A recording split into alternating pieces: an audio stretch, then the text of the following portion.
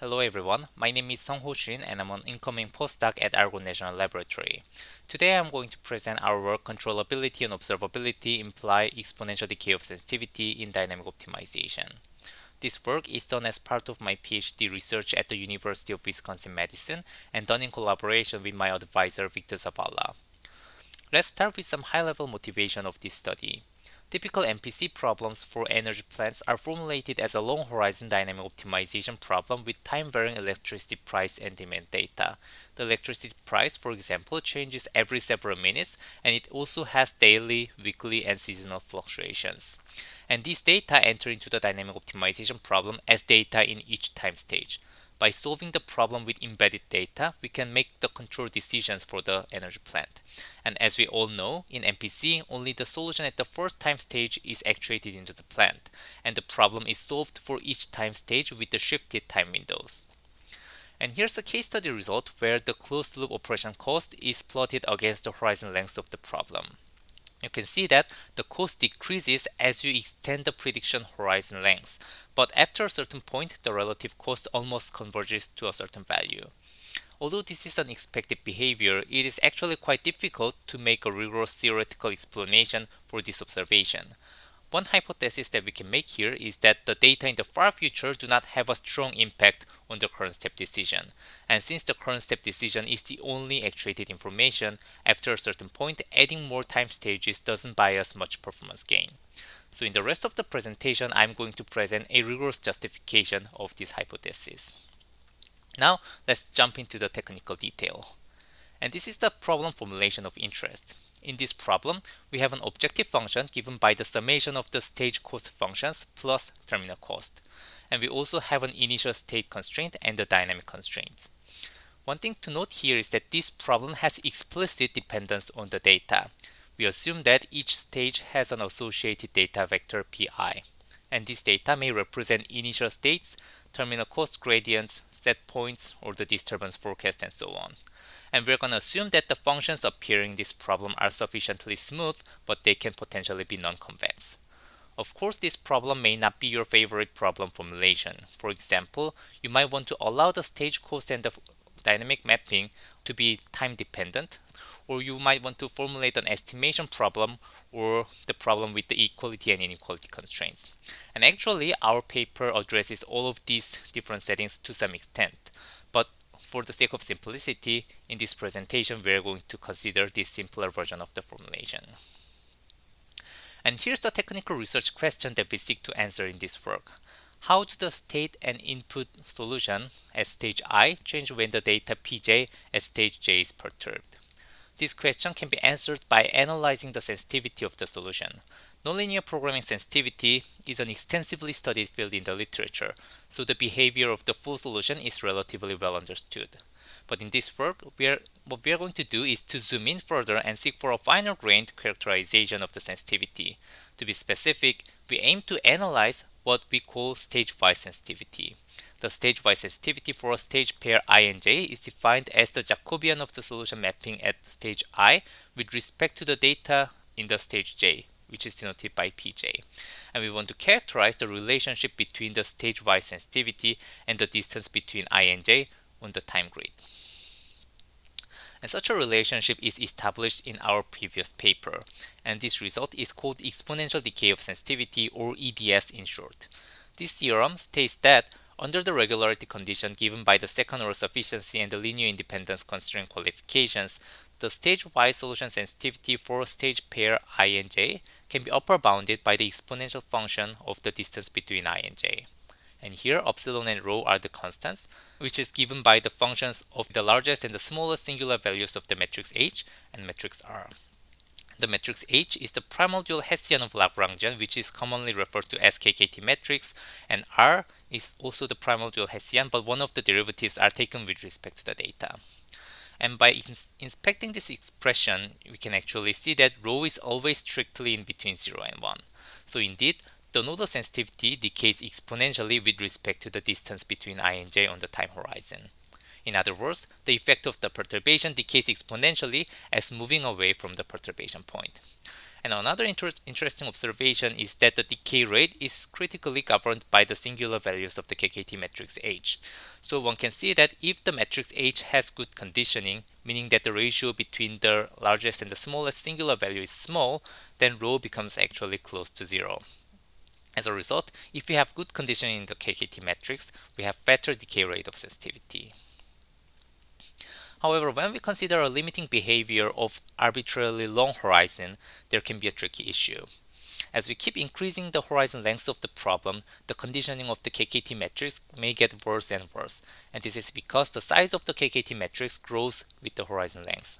In such a case, the sensitivity decay rate deteriorates as we keep increasing the horizon length of the problem, and this makes our previous result not practically useful.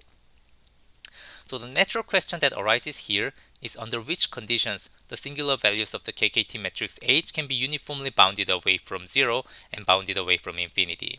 Here, showing the upper boundedness is relatively straightforward.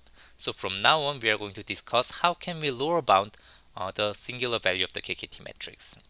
With the conditions that we call uniform regularity, we can establish the desired uniform boundedness conditions.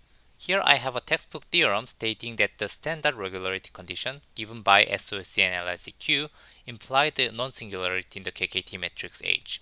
SOSC condition implies that the reduced Hessian is positive definite. Here, reduced Hessian is defined as the Z transpose GZ matrix, where G is the primal Lagrangian Hessian and Z is the null space matrix of the constraint Jacobian matrix J.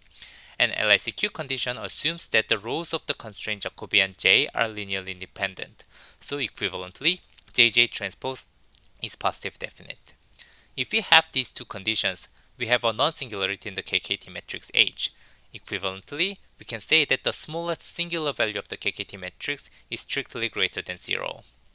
Now our theorem strengthens these two regularity conditions. Specifically, we assume that the smallest eigenvalue of the reduced Hessian is bounded away from 0 by some problem-independent constant gamma. And a similar assumption is made for JJ transpose with some problem-independent parameter beta. And these strengthened regularity conditions, which we call uniform regularity, allow us to show that the smallest singular value of the KKT matrix is uniformly bounded away from 0. So we obtain the desired uniform lower boundedness condition. As a result, if we have uniform regularity, we can obtain the exponential decay of sensitivity with the uniformly bounded decay rate, but these regularity conditions are just mathematical conditions. So in the context of dynamic optimization, it is difficult to tell under which circumstances these conditions hold.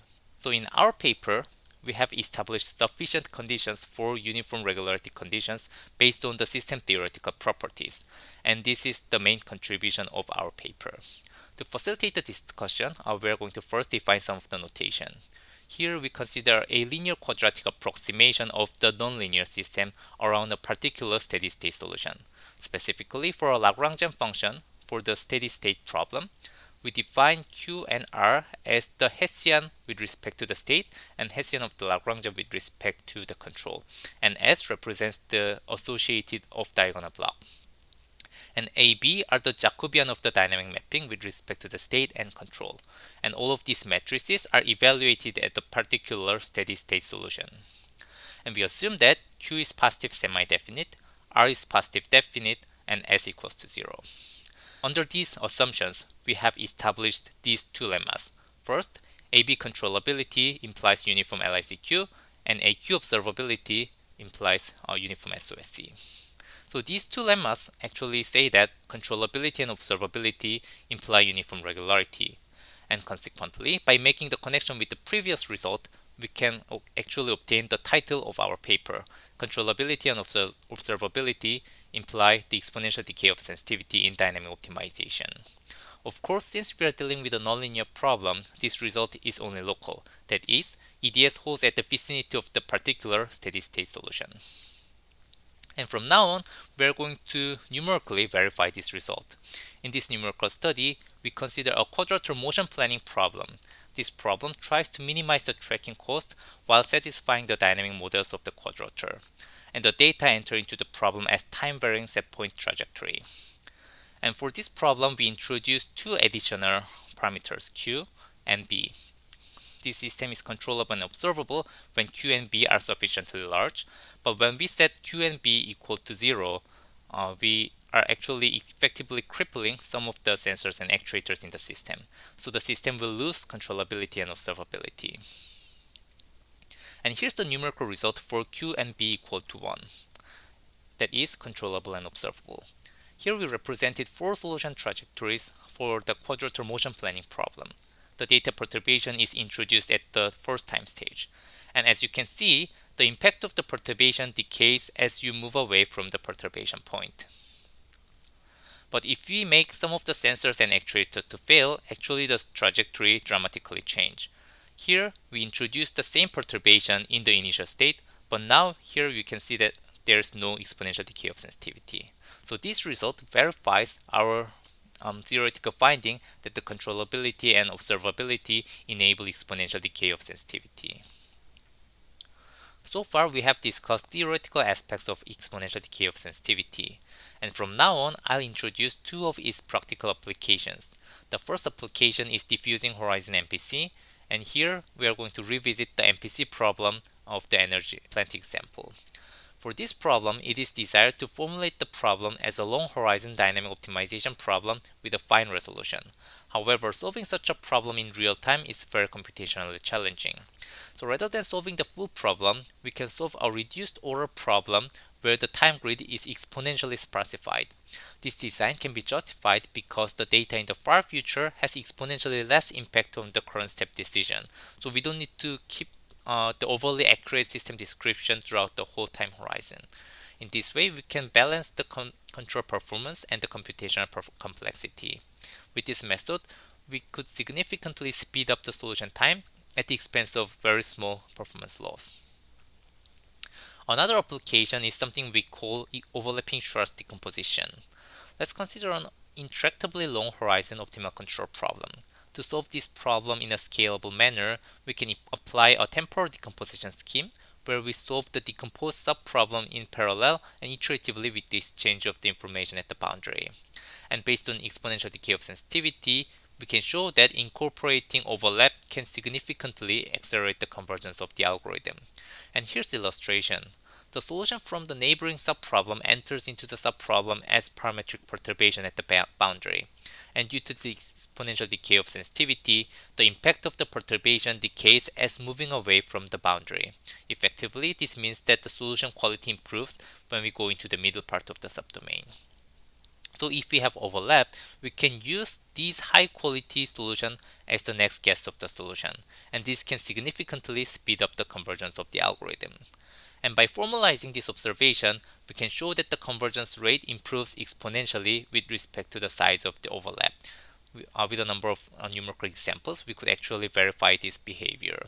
Also, we have demonstrated that this algorithm achieves much faster convergence compared to the other decomposition methods such as ADMM. Finally, I'm going to touch upon some of the future work directions. In this paper, we have established EDS from controllability and observability. However, we may be able to establish this result based on weaker assumptions, stabilizability and detectability. In the future, we will work on establishing EDS based on these weaker assumptions. Second, we will try to establish EDS under a mesh refinement setting where the mesh size can become arbitrarily small. And interestingly, Grun and co-workers have recently established a comparable EDS result for continuous domain dynamic optimization problems, and their result is likely to match with our limiting behavior in the context of discrete time dynamic optimization problems. So we will try to establish a connection with the continuous time EDS result with ours. And lastly, some of you might have observed that EDS is actually quite similar to the turnpike property. So in the future, we will also try to formalize the connection with the turnpike property. And since turnpike property enables NMPC stability, we are expecting that we can potentially re-establish the NMPC stability based on the sensitivity results. And this is all I have today. And thank you very much for your listening. And I'll be happy to take any questions.